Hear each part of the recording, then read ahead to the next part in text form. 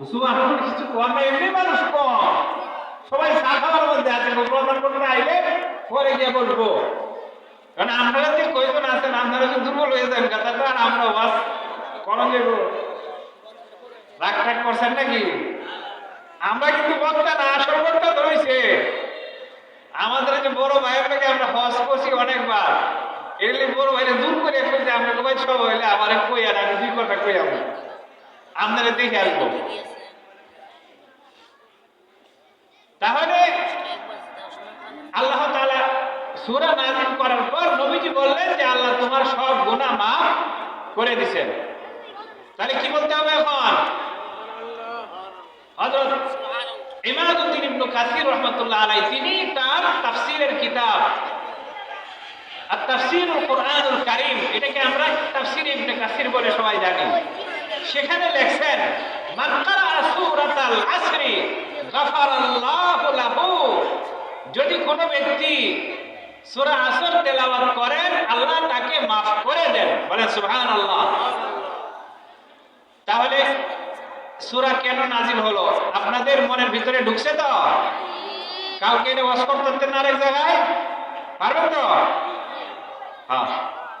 এখন আমরা বলছি যে ইল্লাল্লাযীনা আমানু, যারা ঈমান আনছে। এখন ঈমান কাকে বলে এটা তো আমরা জানি না। জানি আমরা কিছু জানি কিছু জানি না। ঈমান আনার জন্য কিভাবে কাকে ঈমান কাকে বলে এখন আপনাদেরকে নিয়ে যাচ্ছি মরুভূমি থেকে আগত একজন লোকের কাছে। আপনাদের এখানে মরুভূমি তো নাই, বালুচর আছে না? এখন বালুচরের যদি কোনো ব্যক্তি আইটে আসে হেঁটে আসে তাহলে বালু চালু লাগবো না? শরীরে লাগবো তো?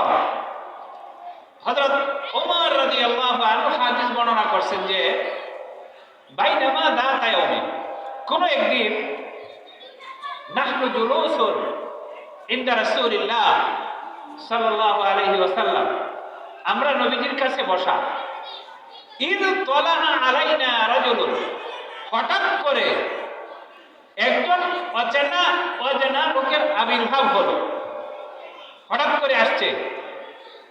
লা ইয়ারিফুহু মিন্না আহাদুন, এমন ব্যক্তি যাকে কেউ আমরা চিনি না। নবীজি বলেন, ওমর বলেন যে আমরা নবীজির কাছে সবাই বসা, হঠাৎ করে একজন লোক আসলো, এমন লোক দেখতে সুন্দর, শাদীদু বায়াদ শিয়াব, সাদা ধবধবে কাপড়, শাদীদু সাওয়াদ শারি, কালো কুসকুসা চুল, আর সুন্দর কাপড় সুন্দর পোশাক, এসে কোনো কথাবার্তা নাই, একবারে সোজা নবীর কাছে চলে গেছে। ফাসনাদা রুকবাতাইহি ইলা রুকবাতাইহি, তার দুই হাঁটু নবীজি যেখানে বসা ছিলেন নবীজির দুই হাঁটুর সাথে মিলায় বসছে, একবারে নবীজির হাঁটু আর তার দুই হাঁটু এরকম মিশানো। ওয়াদা কাফাইহি আলা ইয়াদাইহি ওয়াদা ইয়াদাইহি আলা কাফাইহি, তার দুই হাত তার দুই রানের উপর রাখছে, রাইখা এখন বলতেছে ইয়া মুহাম্মদ আখবিরনি আনিল ঈমান, হে মুহাম্মদ ঈমান কাকে বলে আপনি আমাকে জানান। উমর বলেন যে আমরা আশ্চর্য হয়ে গেলাম যে আমরা ভয়ে নবীজির কাছে কেউ গিয়ে বসি না, আর অপরিচিত লোক কোত্থেকে আসলো চিনি না জানি না, সাদা ধবধবে কাপড়, দূর থেকে আসছে বোঝা যায়, কিন্তু তার শরীরে একটা বালুর কণাও নাই। আমার নবীজির কাছে গিয়ে বসছে, একবারে কাছে গিয়ে কোনো কথাবার্তা নাই। মুহাম্মদ ঈমান কাকে বলে বলেন তো? এই যে আমরা ঈমানের কথা কিন্তু বলছি, এই জন্য এই হাদিসটা আমরা বললাম, বুখারী শরীফের একবারে প্রথম হাদিস এটা। বুখারী শরীফ নাম শুনছেন? শুনেন নাই মনে হয়? হ্যাঁ, এই তো, তাহলে তো আপনারা জানেন কিছু, যে জানেন না এরকম না। বুখারী শরীফের প্রথম হাদিস এটা, এটার নাম হলো হাদিসে জিবরাইল। কি নাম? জিবরাইল। এখন নবীজি বললেন আল ঈমান আন তুমিনা বিল্লাহ, ঈমান বলা হয় আল্লাহর প্রতি বিশ্বাস স্থাপন করা। ঈমান কাকে বলে? ঈমান কাকে বলে? আল্লাহর প্রতি বিশ্বাস স্থাপন করার নাম হলো ঈমান। ওয়া মালাইকাতিহি ওয়া কুতুবিহি ওয়া রাসূলিহি, আল্লাহর ফেরেশতাগণকে বিশ্বাস করা, আল্লাহর কিতাবগুলোকে বিশ্বাস করা, আর রাসূলগণকে বিশ্বাস করা, এটার নাম হলো ঈমান। এই হাদিসের আলোকে আমাদের বাংলা ভাষায়, এই যে আমরা বাংলাদেশের মানুষ, বাংলা ভাষায় ঈমান কাকে বলে এই হাদিসের আলোকে আপনাদেরকে এখন জানাচ্ছি। আল্লামা বাইজাবি রহমাতুল্লাহ আলাইহি, তিনি একজন তাফসীর বিশারদ, তিনি বলেছেন ঈমান বলা হয় আত-তাসদীকু বিমা জাআ মুহাম্মাদুন সাল্লাল্লাহু আলাইহি ওয়াসাল্লাম মিনাল্লাহি তাআলা। ঈমান বলা হয় নবী মুহাম্মদুর রাসূলুল্লাহ সাল্লাল্লাহু আলাইহি ওয়াসাল্লাম আল্লাহর পক্ষ থেকে যত বিধিবিধান নিয়ে আসছেন, যেই বাণী নিয়ে আসছেন, কোরআন নিয়ে আসছেন, যত বিধান নিয়ে আসছেন, এই সবগুলোকে সামগ্রিকভাবে বিশ্বাস করা। আল্লাহ রাসূল আল্লাহর পক্ষ থেকে যত বিধান নিয়ে আসছেন সবগুলোকে একেবারে মনে প্রাণে সামগ্রিক বিশ্বাস করা, এটার নাম হলো ঈমান। এখন কোন ব্যক্তি যদি কোরআনের ছোট্ট একটা শব্দ স্বীকার করে যেটা আল্লাহর নবী আল্লাহর কাছ থেকে আনছেন, তাহলে সে ঈমানদার হবে? আপনারা বলেন তো, জোরে বলেন হবে? একজনে কোরআনের একটা শব্দ স্বীকার করলো, কোরআনের যেটা আল্লাহর নবী আল্লাহর কাছ থেকে আনছেন, তাহলে সে ঈমানদার নয়। এটা কেন বললাম? আমাদের দেশে একটা দল আছে, তারা নিজেদেরকে কাদিয়ানি মুসলিম বলে, আছে না? আছে তো? আপনাদের মনের ভিতরে প্রশ্ন আসতে পারে, তারা নামাজ পড়ে, কি করে? রোজা রাখে, 5 ওয়াক্ত নামাজ পড়ে, কোরআন তেলাওয়াত করে, আল্লাহ রাসূলকে মানে, আমাদের নবীজিকে তারা মানে, কোরআন পড়ে, নামাজ পড়ে, রোজা রাখে, যাকাত দেয়, এরপরে হুজুররা খালি কয় যে এরা নাকি কাফের। এরা কি? কারণটা কি? এই যে এটা আপনি জানলে এখন বুঝবেন। আল্লাহর রাসূল আল্লাহর কাছ থেকে যত জিনিস নিয়ে আসছেন, এর মধ্যে একটা হলো কোরআন। কোরআনের কোন ব্যক্তি যদি একটা শব্দ অস্বীকার করে, তাহলে সে মুমিন নয়, সে হলো কাফের। কোরআনের একটা আয়াত আছে, মা কানা মুহাম্মাদুন আবা আহাদিন মির রিজালিকুম ওয়ালাকিন রাসূলুল্লাহি ওয়া খাতামান নাবিয়্যিন ওয়া কানা আল্লাহু বিকুল্লি শাইইন আলিমা। এই আয়াতের মধ্যে মস্ত আছে, কথা বলেন না কেন? মিলাদ পড়েন না? মিলাদ হুজুরা পড়ে না? মা কানা মুহাম্মাদুন আবা আহাদিন মির রিজালিকুম ওয়ালাকিন রাসূলুল্লাহ ওয়া খাতামান নাবিয়্যিন। সবার মস্ত আছে, আছে না? বাচ্চাদেরও আছে। এটা বললে মানে জিলাপি আছে, এটা বললে কি আছে? মুর্শিদ জিলাপি আছে না? জিলাপির আয়াত তো এটা। আগে ছোট কালে আমরা তো ছোট ছিলাম, মসজিদে এইটা ডাকটা দিলেই কইতাম যাই আর জিলাপি খাওয়া দিব। এই যে আয়াত, এই আয়াতের মধ্যে একটা শব্দ আছে ওয়া খাতামান নাবিয়্যিন, যে মুহাম্মদ নবীগণের মধ্যে সর্বশেষ নবী। একটা শব্দ, কয়টা শব্দ? কাদিয়ানি যারা নামাজ পড়ে, রোজা রাখে, কোরআন তেলাওয়াত করে, আল্লাহ রাসূলকে মানে, হজ করে, যাকাত দেয়, সবকিছু করে, কিন্তু কোরআনের ছোট্ট এই শব্দটাকে তারা মানে না। আমরা এইটা মানি না, আমাদের নবীর পরে আরেকজন নবী আসছে, তার নাম হলো গোলাম আহমদ। তাহলে সে মুসলমান থাকবে? বলেন, থাকবে মুসলমান? কারণ নামাজ পড়ো, রোজা রাখো, হজ করো, যাকাত দেয়, আল্লাহর কোরআনের একটা শব্দকে সে অস্বীকার করছে, এই জন্য সে কি নয়? ঈমানদার নয়। তাহলে ঈমান কাকে বলে? মুখস্থ করতে হবে কিন্তু, খালি আপনি ফিরলে বাইরে ঘুমাইবে আর ঘটনা শুনে গেছে, ঘটনা এইটা হইব না, শিক্ষা যাইতে হইব। ঈমান বলা হয় আল্লাহর রাসূল আল্লাহর কাছ থেকে যত কিছু আনছেন এই সবগুলোকে বিশ্বাস করা, তার নাম কি? এখন আপনাদেরকে নিয়ে যাচ্ছি এই ধরনের ঈমান আনার কারণে আমরা যারা সাধারণ মানুষ, আমাদের বাপ মুসলমান ছিলেন, দাদা মুসলমান ছিলেন, তার বাবা মুসলমান ছিলেন, ঈমান আনতে গিয়ে কোনো কষ্ট হয় নাই, হয়েছে? কিন্তু নবীর সাহাবী এর আগের যুগের মুসলমান যারা ছিলেন তারা এই আমানতু বিল্লাহ, আমরা যেটা বলি আমানতু বিল্লাহ আমানতু বিরব্বি, এটা বলার কারণে কি পরিমাণ যে কষ্ট করছেন তার ছোট্ট একটা নমুনা বলবো। আপনারা শুনবেন না যাবেন গা? বড় হুজুর কিন্তু রয়েছে, আমি তো মাঝখানে হলো ডাই। কি সবজি আছে না? সবজি আগে তো আপনার খাওয়ার মধ্যে কি দেন? প্রথম সবজি, তারপরে কি দেশি মুরগি, এরপরে কি গরু গোশত, শেষ হইল ডাইল। ডাইল আগে ফেলে গেছে আজকে। আপনারা মনে রাগ করতেছেন যে হুজুরে কি কয়টা আসল তো রয়েছে সামনে, আমরা তো সবজি আর ডাইল। হন ছোট্ট একটা ঘটনা বলবো, ইমানের কথা। এটা হলো রজব মাস। কি মাস? রজব মাস। তারিখ এখানে দেওয়া আছে না?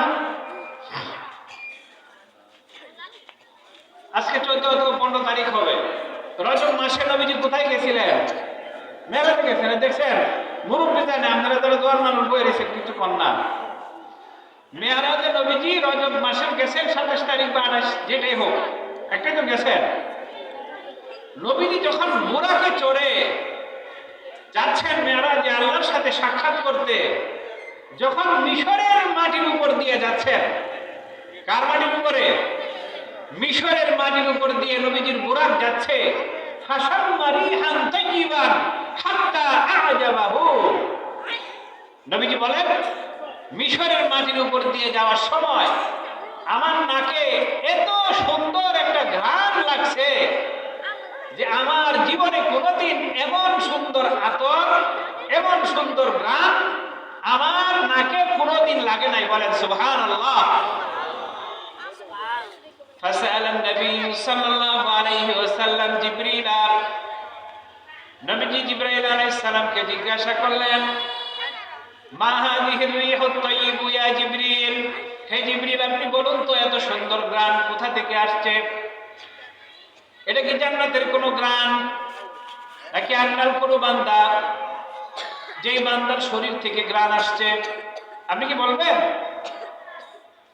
জিবরাইল আলাইহিস সালাম যখন তিনি ঘটনা বর্ণনা করেন যে এটা জান্নাতের কোনো ঘ্রাণ নয়, হে আল্লাহর রাসূল এই যে আপনার নাকি ঘ্রাণ লাগছে, এই ঘ্রাণটা হলো আপনি যে ভূমি দিয়ে যাচ্ছেন সেই ভূমিতে, সেই মাটির নিচে আল্লাহর বান্দার কবর রয়েছে। সেই কবরের মধ্যে আল্লাহ তাআলা খুশি হয়ে তাকে যে জান্নাতের পোশাক পরাইছেন, সেই পোশাকের ঘ্রাণ আসমান পর্যন্ত চলে আসছে। বলেন সুবহানাল্লাহ। নবীজির আগ্রহ আরেকটু বাড়ছে। নবী তো বুরাকে কই যেতেছেন? মেরাজ। আর এটা কোন মাস? মেরাজের মাস না? এটা লেগে ইমানের সাথে এটা সম্পর্ক আছে ঘটনা। এই জন্য আপনাদের সাথে বর্ণনা রজব মাস, মেরাজের মাস, মেরাজের ঘটনা শুনে লাইলেন, আবার ইমানের কথাটাও শুনলেন। নবীজির আরো আগ্রহ বাড়ছে যে জান্নাতের পোশাক পরছে কবরের ভিতরে, মাটি ফাইটে আসমানও, এখানে গ্রাম চলে আসছে, কেমন আল্লাহর বান্দা। সুম্মা ক্বালা জিবরিল, জিবরাইল আলাইহিস সালাম বললেন, হাযিহি মিন লিবাসি মাশিতাতি ইবনাতি ফিরআউনা। এই সুন্দর গান হলো ফেরাউনের নাম শুনছেন তো? জিবরাইল আলাইহিস সালাম বলেন ফেরাউনের যে কন্যা ছিল, রাজকন্যাকে যে নারী মাথার চুল আশ্রয় দিত, সেই নারীকে আল্লাহ জান্নাতের পোশাক পরাইছেন তার কবরে, সেই পোশাকের ঘ্রাণ আসতেছে। নবীজি আরো আশ্চর্য হইলেন যে ঘটনাটা কি বর্ণনা করে। তখন জিবরাইল আলাইহিস সালাম বললেন, কানাত মাশিতাতু ইবনাতি ফিরআউনা, ফেরাউন রাজার তার একমাত্র রাজকন্যা, রাজকন্যাকে দেখাশোনা করার জন্য একজন নারী ছিল, তার কাজ ছিল তার মাথা আঁচড়ানো। কি আঁচড়ানো?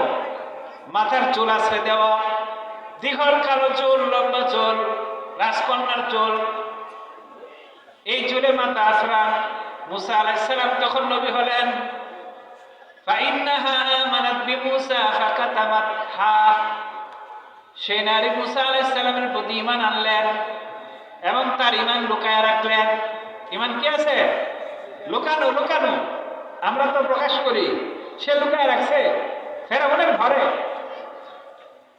ফাকাতামাতহা, ঈমান লুকায় রাখছে। একদিন ভুলবশত, এই 10 মিনিটের মধ্যে শেষ হয়ে যাবে ইনশাআল্লাহ।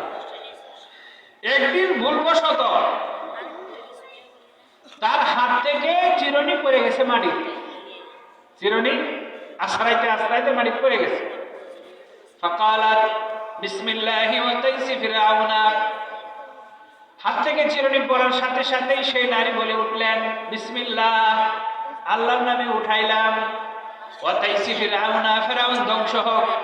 ফেরাউন কি হোক?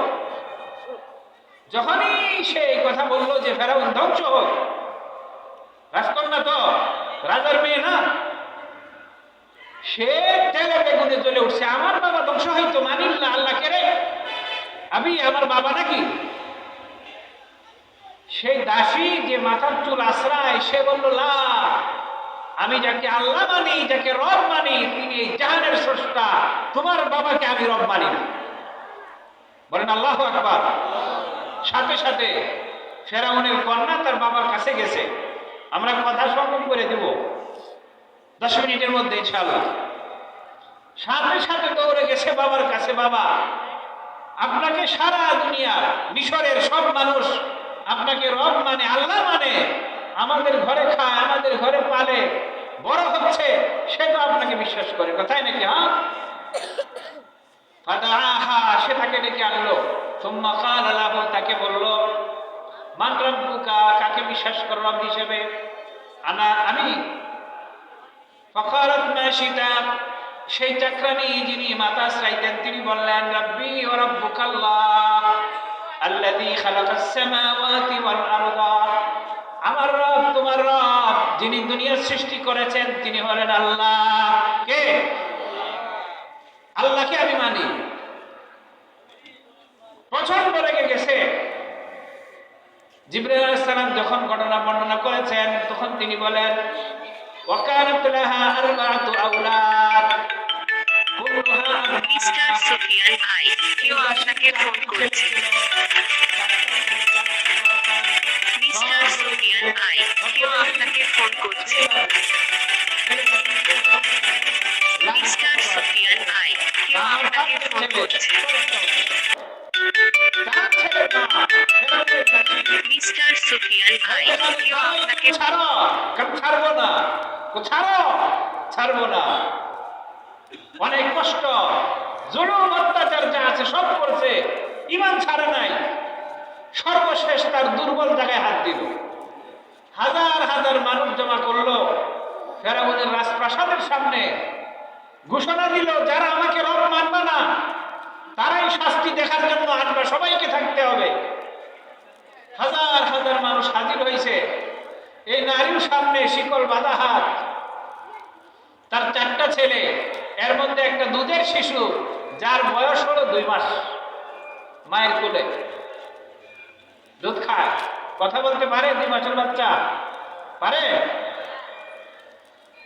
ইমাদউদ্দিন ইবনে কাসির রাহমাতুল্লাহ আলাইহি বলেছেন, ফাআতিয়া বিনুহাস ওয়া উলকিয়াত আলাইহা যাইতুন, বিশাল বড় একটি ডেকচি আনা হলো, কড়াই আনা হলো, পাতিল, তার মধ্যে তেল ঢালা হলো। সুম্মা উহরিকাত আলা নার, আগুন দিয়ে জ্বালানো হলো, টকবক করছে। দাসীকে বলল, শেষবারের মতো বলছি, বলো আমি রব, না হলে তোমার বড় ছেলেকে এর মধ্যে ফেলে দেব। দাসীর চোখ দিয়ে পানি ঝরছে, কাঁদছে, কিন্তু আল্লাহকে ছাড়েন না। আল্লাহর বিশ্বাস মনের ভেতরে এমন ভাবে ঢুকছে, আমার সন্তান মরে যাক, কিন্তু আমি আল্লাহকে ছাড়বো না। সুবহানাল্লাহ বলেন। এরপর বড় ছেলেকে আগুনের ভেতরে, তেলের ভেতরে ছেড়ে দেওয়া হলো। ফামাতা বিফুজাআতিন, সেকেন্ডের ভেতরে তার শরীর থেকে গোশতগুলো আলাদা হয়ে গেল, হাড্ডিগুলো আলাদা হয়ে গেল। শুধু একটা চিৎকার আসছে, ইয়া রাব্বি, ছোট্ট একটা কথা, এ আমার রব। শেষ। দাসীর চোখ দিয়ে পানি ঝরছে। ইমানের কষ্ট, আমরা তো ইমান আনছি, কোনো কষ্ট নাই। 2 নম্বর ছেলেকে আনা হলো, আবার তাকে বলা হলো তুমি আমাকে রব মানো, তোমাকে ছেড়ে দেব, তোমাকে আমার বিশাল সম্পত্তির একটা অংশ দিয়ে দেব, তুমি আরামে সারা জীবন থাকবা। এই দাসী এবার অস্বীকার করলো, আমি আল্লাহকে ছাড়া কাউকে রব মানি না। আরেকটি ছেলেকে আবার পানিতে তার তেলের ভেতরে ফেলে দেওয়া হলো, ফুটন্ত তেল টকবক করছে, শুধু বলে একটি চিৎকার আসলো। এই ছোট্ট মাসুম বাচ্চার শরীরের গোস্ত হাড্ডি আলাদা হয়ে গেছে, মরে গেছে। ইমান, আমাদের সেই কষ্ট আছে? নামাজ না পড়তেও আমাদের মনটা চায় না। শীতের মধ্যে হুজুর কেমনে